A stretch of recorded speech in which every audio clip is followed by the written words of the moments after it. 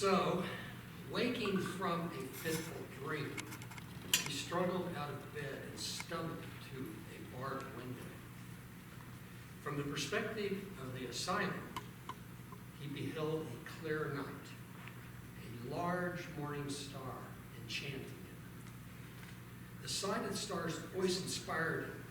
Just as we take a train from Paris to Amsterdam, he thought, we take death to a star.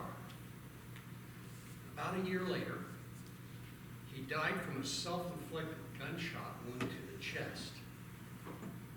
He was 37 years old. Life started more hopefully for him. He was son of a country minister who valued education, so he memorized 3/4 of the Holy Bible. As a young man, he lived in Paris and worked for his uncle, who owned an art gallery and was a successful art dealer. So he was involved in the vibrant city and a vibrant time. He learned and mastered 4 languages. He also fell deeply in love with his landlord's daughter, and she rejected him in favor of another. This rejection devastated him and led him to his first experience of being fired by his uncle's gallery. He decided to follow in his father's footsteps and devote his life to God. Now, preachers being punished by the Methodist Church at that time were often sent to South Belgium in the coal mining area, which was horrible. It was devastating conditions. But he actually volunteered for this assignment, to be among the poor and the dispossessed, finding special inspiration working with these kinds of people. He was quite effective as a spiritual counselor, and the miners nicknamed him Christ of the coal mines. Church leaders did not see him as an asset, but rather as undignified, and they fired him. Again, he sought refuge within his family and even became captivated by his cousin, who was widowed.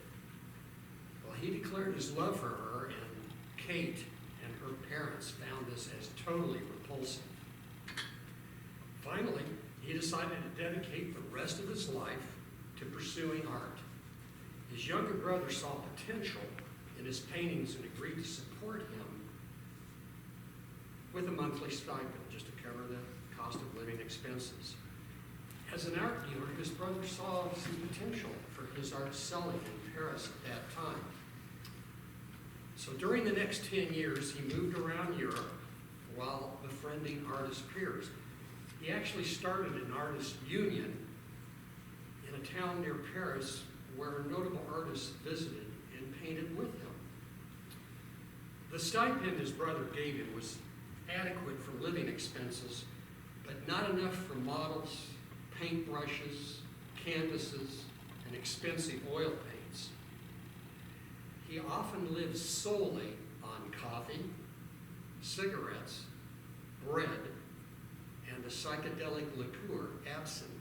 He had a habit of putting his paintbrushes in his mouth while he was caught up in the emotion of creating paintings, and this exposed him to lead poisoning. He also sipped turpentine from time to time.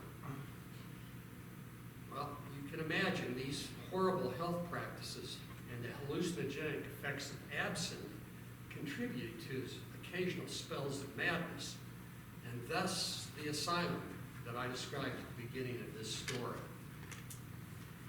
Yet he worked at a feverish pace. He wrote, "The power of work is like a second youth."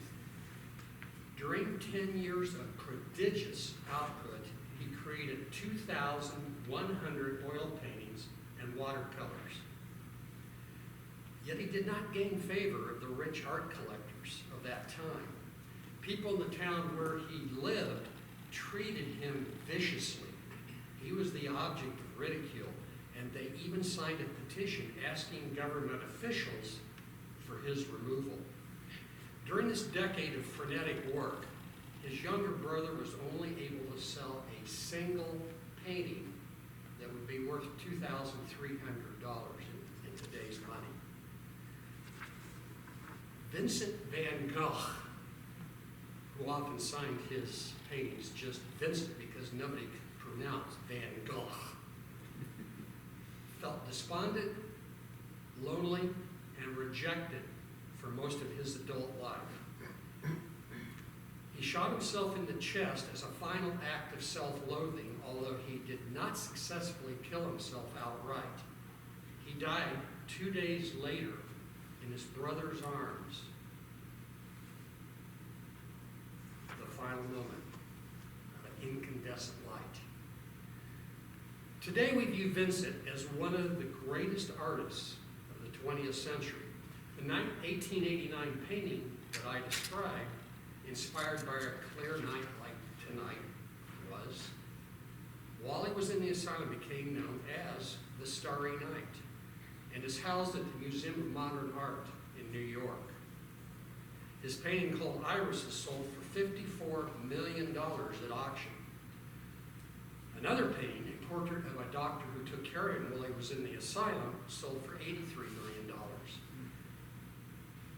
Vincent's story can be a lesson for all of us. He went to his grave seeing himself as a loser. He felt unloved, misunderstood, and rejected by all but his younger brother.